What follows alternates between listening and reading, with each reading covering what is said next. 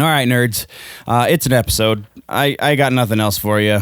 Before we jump into the intro, I'm going to remind everybody to smash that like button and the subscribe button if you haven't already. If you are returning, then thank you very much. If you are new here, welcome. We are going to talk about all of the nerd news that's fit to print, which apparently for this episode isn't as much as usual, but it's still all right. So let's get into the intro, guys.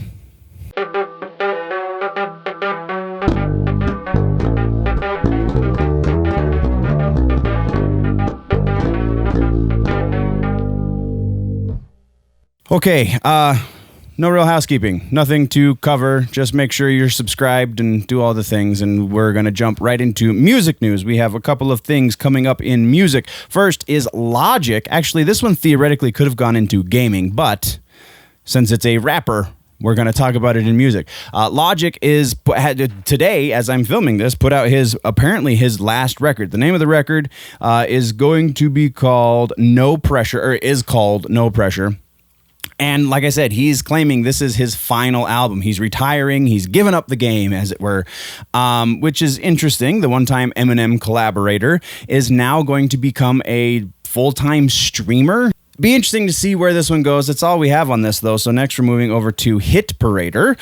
For those that don't recognize those two words put together, Hit Parader was once, for a very, very long time, up until about 2008, I believe, was a music magazine. Actually, for the last probably decade or two of its lifespan, because it started in the 40s, it was almost... It was almost like a metal exclusive. It was definitely rock and roll magazine, but it kind of died out again around about 2008 and is now getting revived. But little caveat, it's no longer a music magazine. Now it is a music production company, and not just making music as in music production, but a production company with a focus on music related things. So they're creating content, they're creating shows that we've got a couple of them here. Paradise City is a new scripted series that they're producing, as well as 2 music competition shows, No Cover and Roadie Rage. So still sounds like they've got that rock and roll bent to them. And Matt Pinfield is somehow related to this. If he's like a producer for the company or something, it was really unclear. Everywhere, all of the news outlets that I got this information from basically all had the same. It was like they copy pasted the same press release. So there was very little extra details to kind of give you the nuance and the caveats. But Pinfield and a couple production partners of his are the ones in charge of this by and large. It doesn't sound like they had the money to put up for it, so they're being backed by somebody, but very interesting. Don't know if it's going to become like its own channel on like cable providers or satellite providers or anything like that, or if it's going to become a streaming thing, or if it's just going to be a production company that produces content for other channels.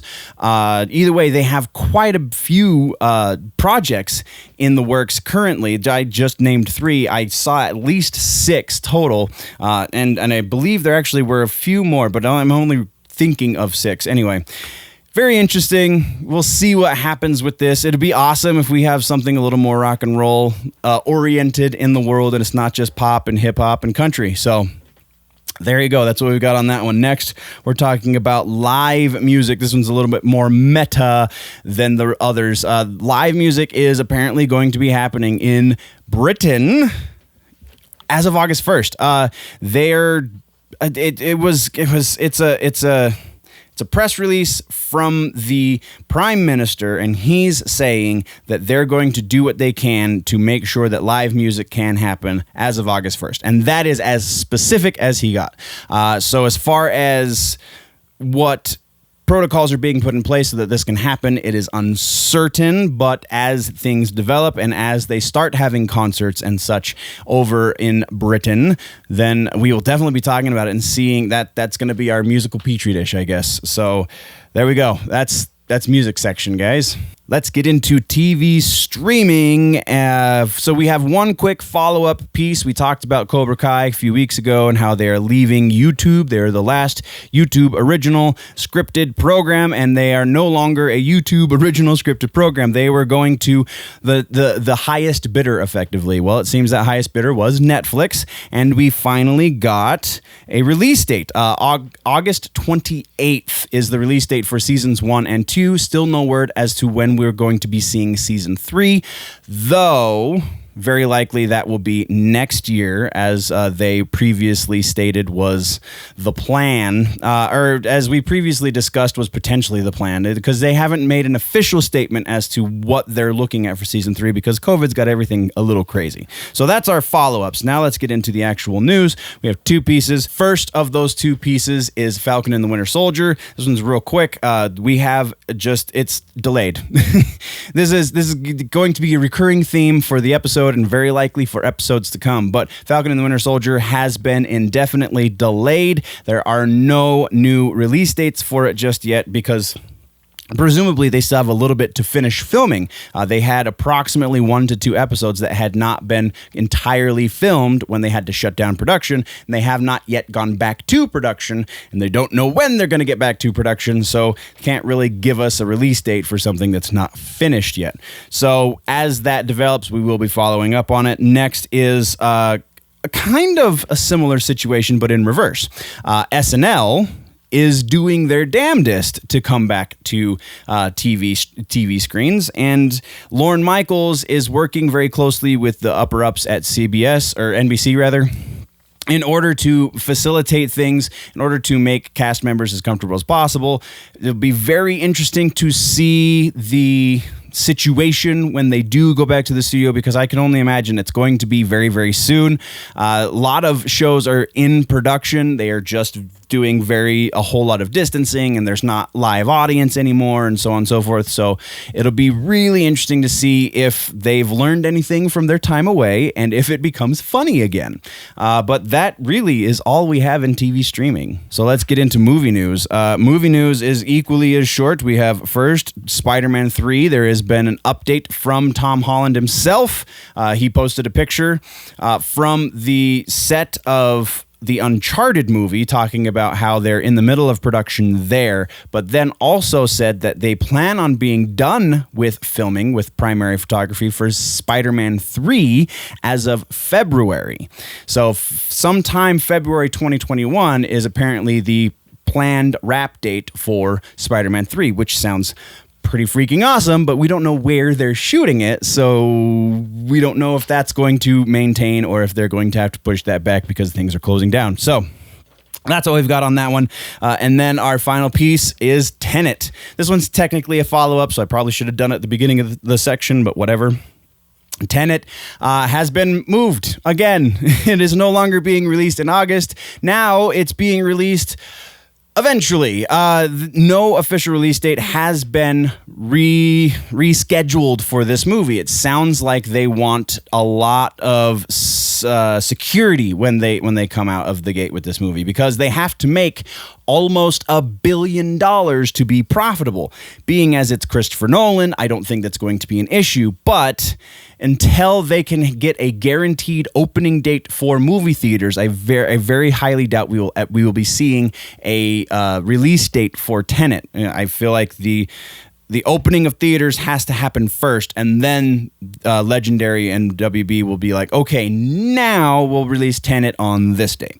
That being said, it also looks like it could be released overseas in less COVID-heavy areas then before it gets released stateside. So if that happens, then they've got a lot of piracy to deal with, because people in lesser well-off countries are definitely a little more prone to pirating things and putting them up on the internets for the world to download and steal. So it'd be very interesting to see how this plays out and how they plan on combating the piracy and how they're going to move forward once theaters finally do start to reopen. So that's what we've got for movies, guys. And this would be where I put comics and books, or gaming and tech rather, but we don't have gaming and tech. We have comics and books. So comics, we've got two things. We've got first, the very first writing credit for Keanu Reeves on a comic book is going to go to, the honor is to Berserker is the name of the book, BRZRKR, Berserker. Keanu Reeves is going to be co-writing this with Matt Kind. It's going to be a Boom Studios book. The art is going to be by Alessandro Vitti. Bill Crabtree and Clem Robbins will be out sometime in October, very likely the first Tuesday of October. So be anticipating that, or Wednesday of October. So be very anticipatory there, but we're going to go over a real quick synopsis for the book. It is as follows. The man, known only as Berserker, is half mortal and half god, cursed and compelled to violence, even at the sacrifice of his sanity. But after wandering the world for centuries, Berserker may have finally found a refuge, working for the U.S. government to fight the battles too violent and too dangerous for anyone else. In exchange, Berserker will be granted the one thing he desires, the truth about his endless, blood-soaked existence, and how to end it. So, very interesting. Not the most original idea for a comic book, but definitely there's some originality there. Be very interested to see how Keanu Reeves approaches this, and the main character, Berserker, is definitely drawn to look like Keanu Reeves, so he's writing and starring in his own comic book, which is kind of cool. But that's what we've got there. And then next is a real quick piece about The Walking Dead. This is not a follow-up on the Negan book, but this is a reissuing of the original books.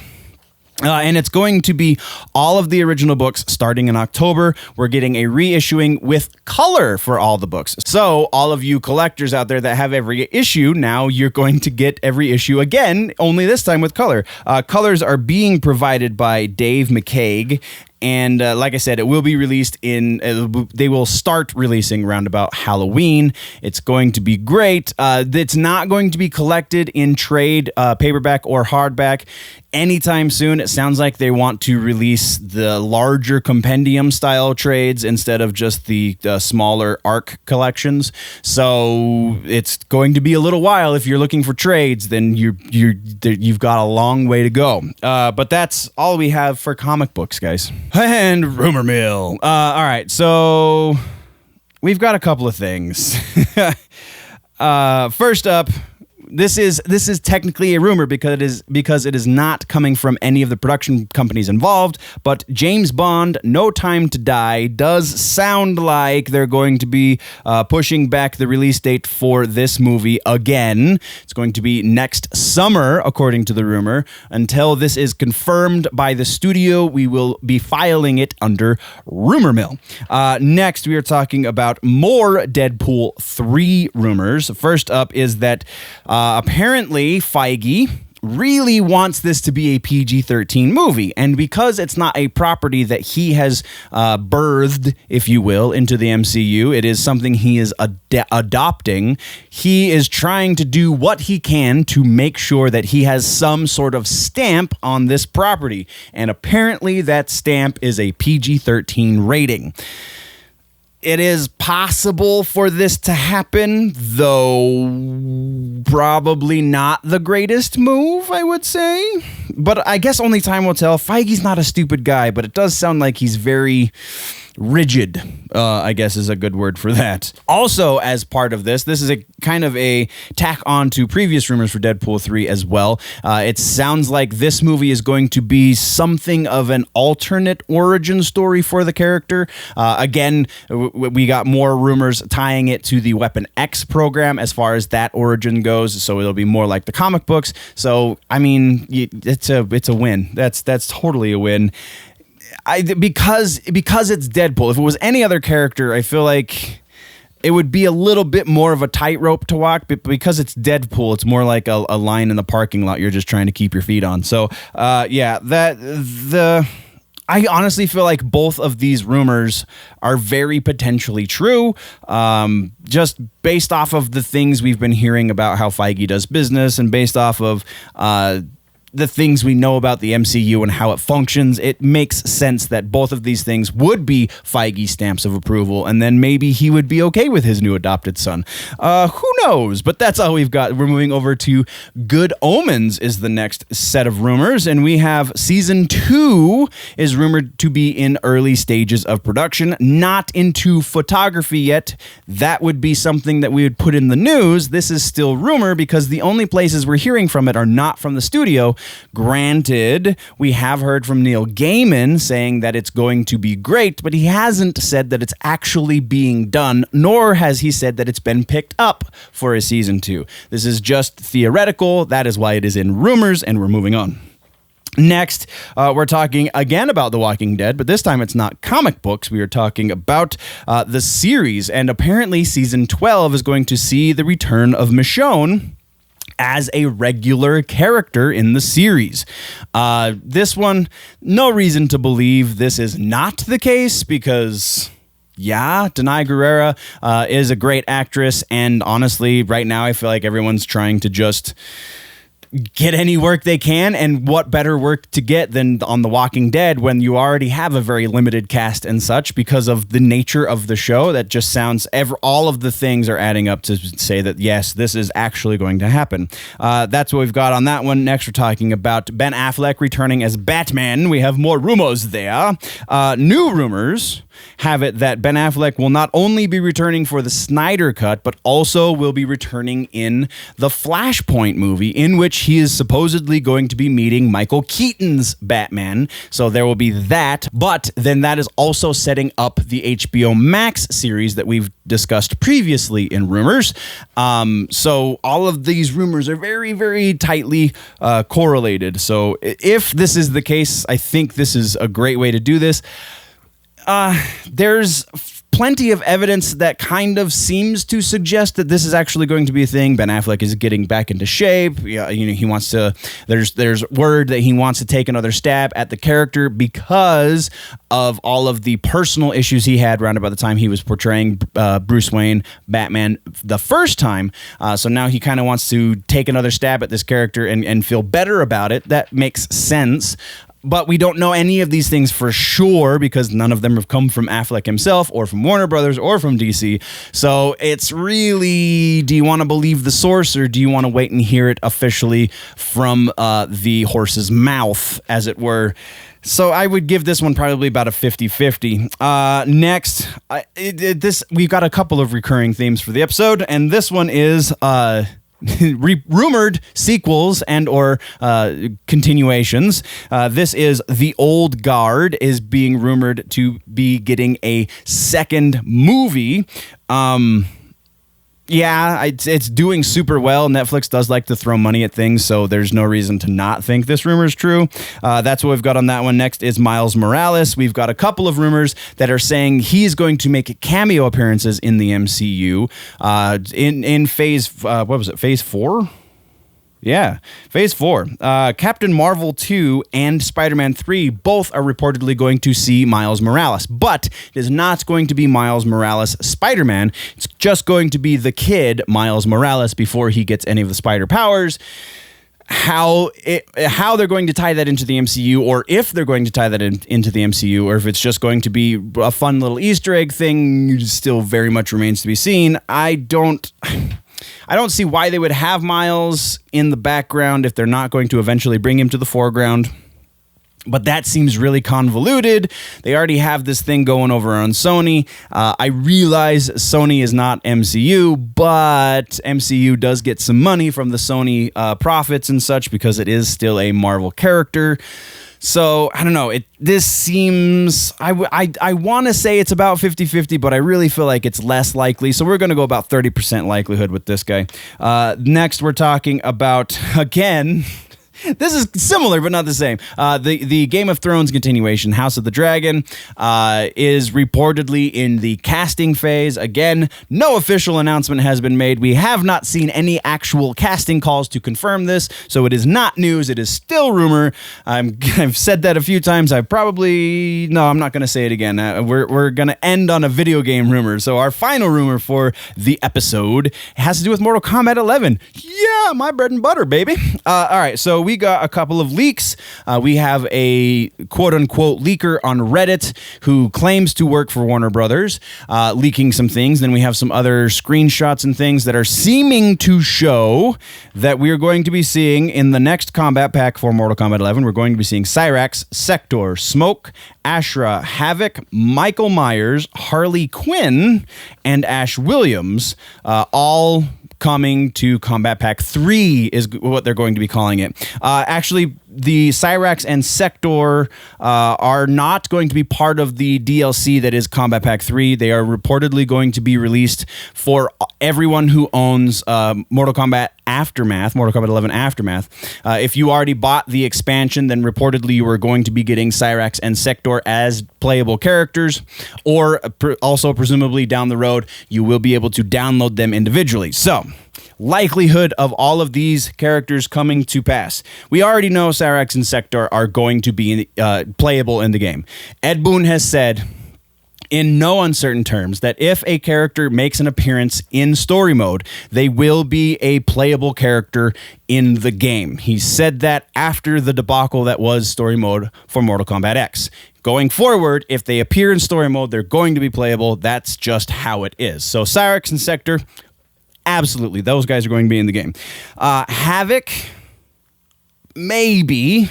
I feel like he is one of the more potential characters from the 3D era that's going to be appearing in the game.